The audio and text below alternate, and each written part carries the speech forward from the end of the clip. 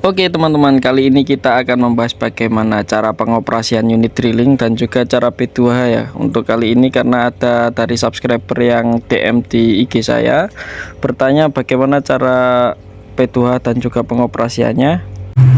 Kita mulai dari mengecek kekencangan dari trek kanan kiri.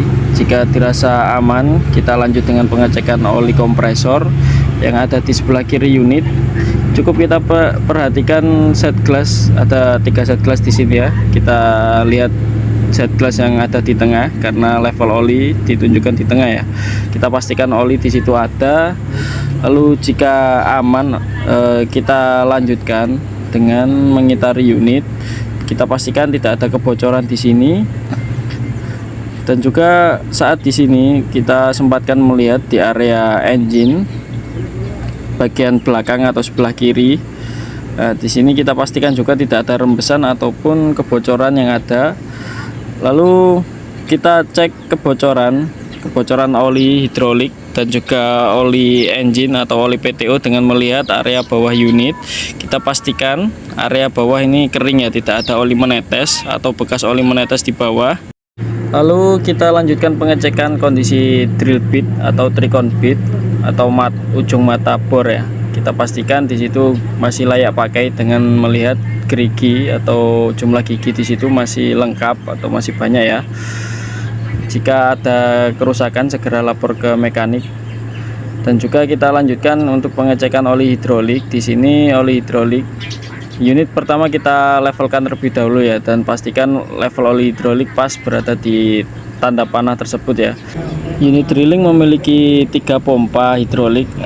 Yang warna oranye ini adalah pompa feed, yang hitam itu pompa rotation, dan juga yang posisi bawah adalah pompa aksesoris. Lalu di area sini kita perlu melakukan pengecekan oli PTO dengan cara menarik dipstick yang berada di samping PTO ya, dan kita pastikan oli di situ level, ada garis low dan juga garis high. Kita pastikan berada di tengah-tengah garis tersebut level olinya.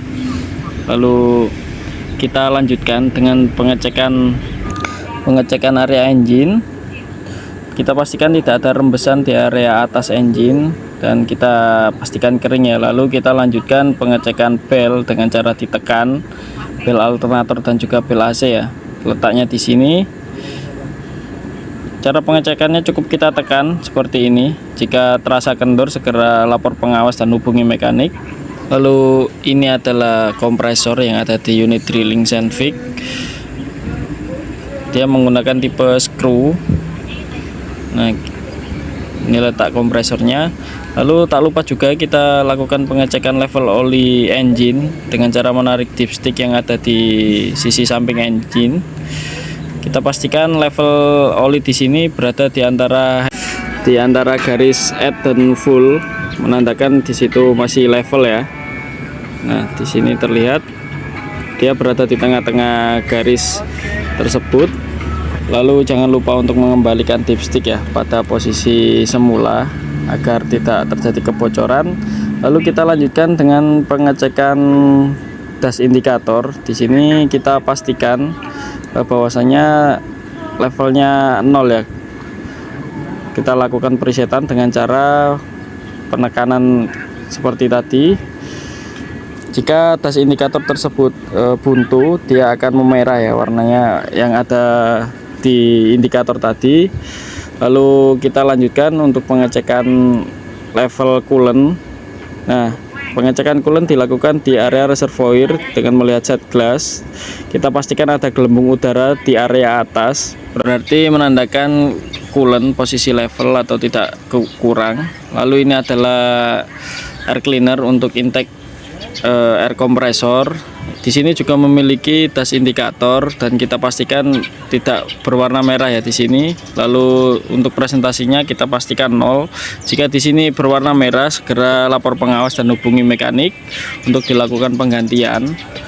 Lalu kemarin ada yang bertanya ya, Bang, berapa sih pressure untuk pengoperasiannya? Nah, lalu untuk pressure pengoperasian itu tergantung dari material apa yang dibor ya. Kalau di sini rata-rata material lunak, jadi bolter tapi yang masih clay ya, masih lunak.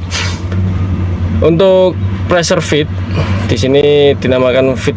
Untuk fit pressure sendiri di sini disetting di angka 1.500 sampai 2.000 karena material yang ada di sini tergolong material lunak. Lalu untuk pressure rotation di sini menyesuaikan saja. Jika pressure feed cylinder ini naik, pasti pressure feed ini akan naik juga. Jadi hanya menggunakan satu torque control. Nah, di sini adalah torque control dari silinder dari rotation ya, sorry. Lalu di sini adalah torque control untuk silinder feed. Nah, cukup disetting dari sini saja ya untuk menentukan pressure dari dua buah pressure gauge untuk silinder feed dan juga pressure rotation. Saat pengoperasian selalu kita perhatikan ya dua pressure hidrolik ini untuk mencegah batang bor terjepit ya. Selalu kita pantau pressernya berapa.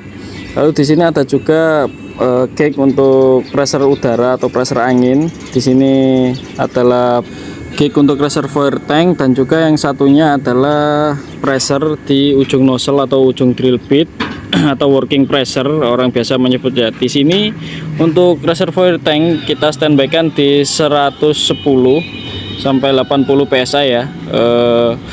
Untuk saat valve tertutup ya. Lalu jika valve terbuka, jika valve kita buka ini berada di rank 60 sampai 80 psi untuk menjaga tekanan di dalam reservoir. Lalu untuk working pressure-nya di sini kita jaga di angka 40 sampai 60 psi karena rata-rata material di sini adalah material pasir dan juga clay boulder yang tidak terlalu keras ya. Karena kalau pressure terlalu tinggi di area pasir akan menyebabkan longsoran ya di area dinding hasil pengeboran, maka ukuran diameter lubang akan membesar dan juga tidak sesuai spesifikasi. Lalu jika pressure terlalu rendah, hasil cuttingan tidak bisa terangkat dan menyebabkan mata bor bisa cepat aus ya, dan juga untuk batang bornya bisa terjepit. Lalu untuk pressure rata-rata di sini kita gunakan di 50 psi karena untuk di 50 psi sendiri untuk material pasir bisa terangkat dan juga material clay masih mampu ya. Lalu di sini apa-apa yang perlu kita perhatikan untuk mengoperasikan drilling. Di sini ada lampu indikator kegagalan untuk area engine. Jika ini menyala, segera laporkan ke mekanik. Lalu di sini ada lampu indikator untuk kebuntuan filter hidrolik dan juga kompresor. Jika lampu menyala seperti ini, maka segera laporkan ke pengawas dan juga mekanik untuk dilakukan pengecekan dan penggantian. Lalu untuk pengecekannya cukup kita tekan seperti ini ya. Jika lampu menyala berarti menandakan lampunya bagus ya. Lalu di sini ada notice atau peringatan bahwasanya kita dianjurkan untuk mengoperasikan unit pada RPM high idle. Jika dilakukan pada posisi RPM low idle maka akan terjadi kerusakan di area hidrolik pump. Lalu RPM di sini untuk high idle-nya berada di 1800 dan juga low idle-nya 1200. Dan juga saat terjadi keadaan darurat bisa kita lakukan penekanan di area emergency stop. Di sini ada 5 emergency stop. Yang pertama ada di kabin, lalu berada di atas menara 1, berada di area engine 1, berada di samping unit ini ada 2 ya. Berarti memiliki total 5 buah emergency stop untuk keadaan darurat yang bisa ditekan untuk langsung mematikan engine ya. Oke, sekian video dari saya untuk kali ini ya. Jika ada penjelasan yang kurang jelas atau yang akan ditanyakan ya bisa bertanya di kolom komentar ataupun langsung DM di IG saya. Jika ada waktu akan saya jawab dan juga saya buatkan video untuk cara penjelasannya atau pengoperasian unit lain-lain ya, bisa request. Terima kasih atas kunjungan di video kali ini. Sekian dan terima kasih.